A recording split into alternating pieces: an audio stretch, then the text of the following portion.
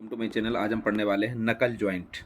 इसमें हम पढ़ेंगे नकल जॉइंट क्या होता है और इसकी डिज़ाइन कैसे करते हैं, इसके बारे में पढ़ेंगे। सबसे पहले हम जानेंगे नकल जॉइंट क्या होता है। A knuckle joint is use to connect two rods which are under the action of tensile loads.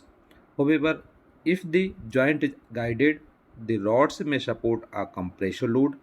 A knuckle joint may be readily disconnected for adjustment or repairs. नकल जॉइंट एक ऐसा पार्ट होता है जिसके द्वारा हम दो रॉड को आपस में जोड़ने के लिए इसका इस्तेमाल करते हैं, जिसमें हम कोई भी अगर टेंसाइल लोड लगाएं तो उसमें हम अप्लाई कर सकते हैं।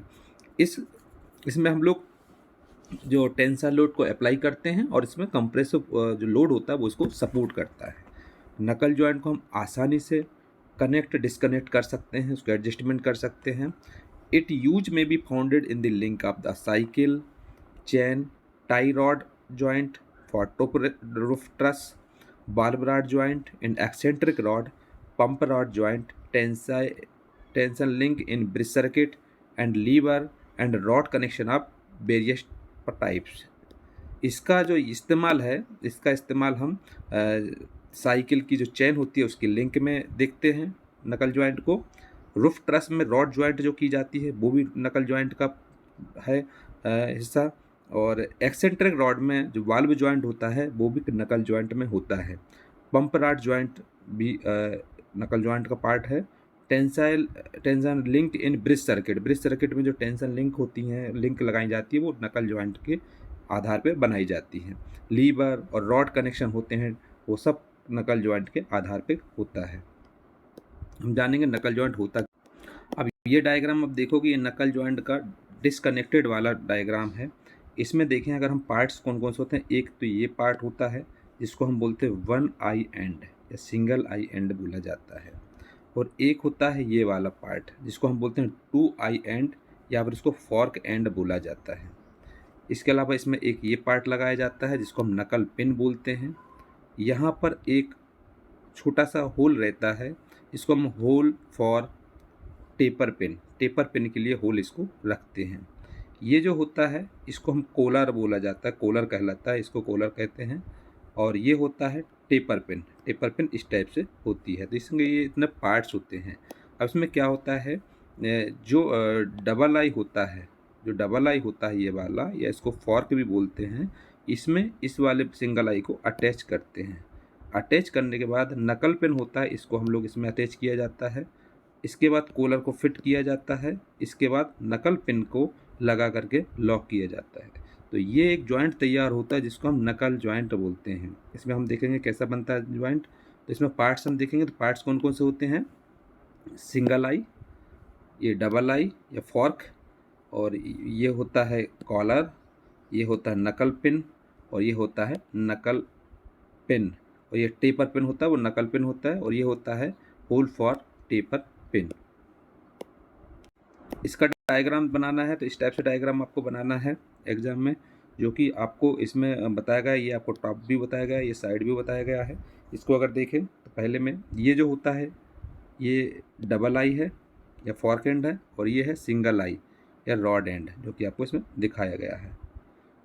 ये जो है ये पिन हेड है, ये नकल पिन कोलर है, और ये नकल पिन है, और ये है स्प्लिट पिन, बीचों बीच जो है वो स्प्लिट पिन है।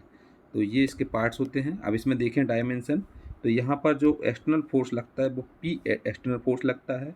इसके बाद ये जो होता है रॉड का डायमीटर होता है। ये जो होता है ये किसका होता है, जो डबल आई होता है उसका डायमीटर होता है जो 1.2 डी के बराबर होता है। इसका अगर हम देखेंगे तो ये 1.2 डी के बराबर होता है, ये भी हिस्सा 1.2 डी के बराबर होता है। इस सेंटर पॉइंट से यहाँ तक का जो डायमीटर रेडियस रहता है वो 1.2 डी के बराबर रहता है, और ये रहता है 0.6 डी के बराबर। नकल पिन, इसके बाद इसका जो सिंगल आई होता है इसका डायमीटर होता है 1.1 डी के बराबर। यहाँ से यहाँ तक का जो डायमेंशन होता है वो 1.2 डी के बराबर होता है, और ये डी जो होता है डायमीटर का रॉड होता है। इसके अलावा हमको मेन इसमें ये जानना है कि ये जो होता है इसमें ये होता है थिकनेस ऑफ सिंगल आई का थिकनेस टी रहेगा, और डबल आई का थिकनेस रहेगा T1 और T1, ये दोनों जगह रहेगा, ऊपर और नीचे रहेगा T1 और T1 जो रहेगा ये रहेगा डबल आई का थिकनेस। इसके बाद T2 यहाँ पर और T2 यहाँ पर है, जो कि पिन हेड का थिकनेस रहेगा। तो इसमें 3 थिकनेस लेना है, एक T लेना है, T1 लेना है और T2 लेना है। और डायमीटर हमको लेना है, अगर हमको डबल आई का निकालना तो 1.2D और अगर सिंगल आई का निकालना तो 1.1D। और इसका डायमीटर होता है नकल पिन का D1 होता है। अब इसको हम देखें तो इसको इस टाइप से देख सकते हैं, टॉप से देखने पर इस टाइप से दिखेगा। ये P एक्सटर्नल फोर्स है, ये ऑक्टेगोनल एंड है, जो हिस्सा ये होता है ऑक्टेगोनल एंड कहलाता है। ये डायमीटर ऑफ शाफ्ट होता है। इसको बीच में से एक्सिस में बांटा जाए तो एक साइड होता है 4.5D और एक साइड होता है 4D। बीच का डायमीटर होता है वो D होता है, ये जो होता है D3 होता है, और ये बीच वाला और ये बाहर वाला डायमीटर होता है वो D2 होता है। ये आपको डायमीटर बताएगा। ये नकल जॉइंट का डायग्राम है।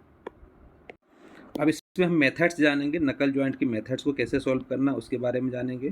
तो मेथड्स ऑफ फेलियर ऑफ नकल joint. So consider a knuckle joint is shown in figure, आपने डायग्राम में देखा है, जो कि कुछ पार्ट्स होंगे जैसे पी इसमें कहलाएगा tensile load acting on the rod. Rod पर जो टेंसाइल लोड अप्लाई हो रहा है वो P है। D है इसमें डायमीटर ऑफ द रॉड का डायमीटर। D1 है डायमीटर ऑफ द पिन का डायमीटर। D2 है आउटर डायमीटर ऑफ आई का आउटर डायमीटर। T है इसमें थिकनेस ऑफ सिंगल आई, और T1 है थिकनेस ऑफ फॉर्क का थिकनेस। इसके अलावा 3 इसमें स्ट्रेस लग रही हैं, एक है sigma T, tau and sigma C. Sigma T जो है वो permissible stress for the joint material in tensile stress है, और टाउ जो है इसमें शियर स्ट्रेस है, एंड सिग्मा सी है इसमें क्रुशिंग स्ट्रेस। इसमें बताया गया sigma T, tau and sigma C ये equal to permissible stresses for the joint material in tension, shear and crushing material respectively. तो ये आपको इसमें बताए गए हैं। इसके बाद सबसे पहले हम इसमें करेंगे failure of the solid rod and tension. Solid rod के लिए टेंशन के फॉर्म में हम जब निकालेंगे तो क्या होता है, since the rods are subjected to direct tensile load therefore tensile strength of the rod. तो टेंसाइल लोड के लिए हमारे पास स्ट्रेंथ लगता है, तो एरिया निकालेंगे तो π/4 into D square into tensile stress तो सिग्मा टी, ये रहेगा π/4 into D square into sigma T. इसके बाद equating this to load P acting on the rod पर जब P लोड अप्लाई हो रहा है उससे इक्वल करेंगे तो हो जाएगा P equal to π/4 into D square into sigma T. तो from this equation diameter of the rod D is obtained. इस इक्वेशन के द्वारा हम रॉड का डायमीटर निकाल लेंगे। नेक्स्ट है failure of the knuckle pin in shear. नकल पिन के लिए करेंगे, शेयर के फॉर्म में है, तो since the pin is in double share, pin जो है वो डबल शेयर होगी, therefore cross sectional area of the pin under sharing area कितना हो जाएगा 2 इंटू π/4 इंटू D1 स्क्वायर, क्योंकि D1 जो है नकल पिन का डायमीटर, तो 2 इंटू π/4 D1 स्क्वायर हो जाएगा, and the shear strength of the pin हो जाएगा टाउ का मल्टीप्लाई शेयर स्ट्रेस का हो जाएगा, तो 2 into π/4 into D1 square into tau. Equating this to load P acting on the rod, तो इसमें लोड अप्लाई करेंगे तो ये हो जाएगा P equal to 2 into π/4 into D1 square into tau. इसके द्वारा हम diameter of the knuckle pin मतलब D1 की वैल्यू निकाल लेंगे। D1 की वैल्यू निकालने के बाद हमको कुछ डायमेंशन निकालने पड़ेंगे, तो dimensions of various parts of the नकल जॉइंट, कुछ नकल जॉइंट डायमेंशन निकालेंगे। तो if D is the diameter of the rod therefore diameter of pin, अगर हमने डायमीटर ऑफ रॉड D निकाल लिया है तो उसके बाद हम डायमीटर ऑफ पिन जो D1 इक्वल टू D के बराबर रहेगा, आउटर डायमीटर ऑफ आई वो D2 इक्वल टू 2D के बराबर रहेगा, diameter of knuckle pin head and collar वो D3 इक्वल टू 1.5D के बराबर रहेगा, थिकनेस ऑफ सिंगल आई या rod end T equal to निकालेंगे तो 1.25D के बराबर रहेगा, थिकनेस ऑफ फॉर्क जो कि T1 इक्वल टू 0.75D के बराबर रहेगा, थिकनेस ऑफ पिन हेड जो कि T2 इक्वल टू 0.5D के बराबर रहेगा। तो हम इसमें D डायमीटर ऑफ रॉड को रख करके इन सबको वैल्यू निकाल लेंगे। अगर हम D जो लेंगे वो D1 के बराबर ले लेंगे और D2 इक्वल टू 2D ले लेंगे, डायमीटर ऑफ रॉड का डबल कर देंगे और 1.5D के बराबर कर देंगे हम D3 की वैल्यू, और 1.25D के बराबर कर देंगे T की वैल्यू, और 0.75D के बराबर कर देंगे T1 की वैल्यू, और 0.5D के बराबर कर देंगे T2 की वैल्यू। इस तरीके से हम diameter of pin, outer diameter of eye, diameter of knuckle pin head and collar, thickness of single eye rod end, thickness of fork end thickness of pin head निकाल लेंगे। फिर इसके बाद failure of the single eye और rod and in tension. अब हम इसमें क्या करेंगे, सिंगल आई या फिर रॉड एंड के लिए टेंशन के फॉर्म में निकालेंगे। तो दी सिंगल आई और रॉड एंड में tear off due to the tensile load we know that area resisting tearing. तो इसलिए कि हम क्या करेंगे, इसमें एरिया निकालेंगे तो क्या हो जाएगा D2 minus D1 into T. इसके बाद इसका टीयरिंग स्ट्रेंथ है तो इसमें आ जाएगा D1 into D2 into T into sigma T, tensile stress का मल्टीप्लाई किया, equating this to load P से इक्वल किया तो हमारे पास हो जाएगा ये फार्मूला बन जाएगा P equal to D2 minus D1 into T into sigma T. ये हमको निकालना पड़ेगा कितना, सिंगल आई के लिए निकालने के लिए, टेंशन के लिए। सिंगल आई के बाद हमको failure of the single eye और रॉड एंड शेयरिंग के फॉर्म में, तो फार्मूला सेम रहेगा, बस इसमें टेंसाइल स्ट्रेस की जगह क्या हो जाएगा, शेयर स्ट्रेस हो जाएगा। तो हम इसको क्या करेंगे, द सिंगल आई और रॉड एंड में fail in shearing due to the tensile we know that area resisting shearing, तो क्या हो जाएगा D2 minus D1 into T, ये एरिया रहेगा। स्ट्रेंथ कौन सा लगा रहा है, शेयर स्ट्रेस, तो D1 minus D2 into T into tau हो जाएगा, इक्वल टू लोड कर देंगे। इक्वल टू लोड करेंगे तो P इक्वल टू हो जाएगा pi by D2 minus D1 into T into tau. So इस इक्वेशन के द्वारा हम शेयर स्ट्रेस निकालेंगे टाउ की वैल्यू। इसके बाद failure of the single eye और रॉड एंड क्रशिंग के फॉर्म में निकालेंगे तो क्या होगा, क्रशिंग के फॉर्म में निकालेंगे सिंगल आई और नकल पेन में fail in crushing due to the tensile load we know that area resisting crushing. तो इसमें हमारा क्रशिंग जब निकालेंगे क्रशिंग के फॉर्म में तो हमारे पास क्या होगा, क्रशिंग किस पे पड़ेगा, नकल पेन पर, तो D1 इंटू टी रहेगा इसका एरिया। स्ट्रेंथ क्रशिंग स्ट्रेस है तो स्ट्रेन है तो D1 into T into sigma C कर देंगे, क्रशिंग स्ट्रेस लगा देंगे। इसके बाद अप्लाई टू लोड तो P equal to D1 into T into sigma C कर देंगे। सो इस इक्वेशन के द्वारा हम सिग्मा सी की वैल्यू निकालेंगे।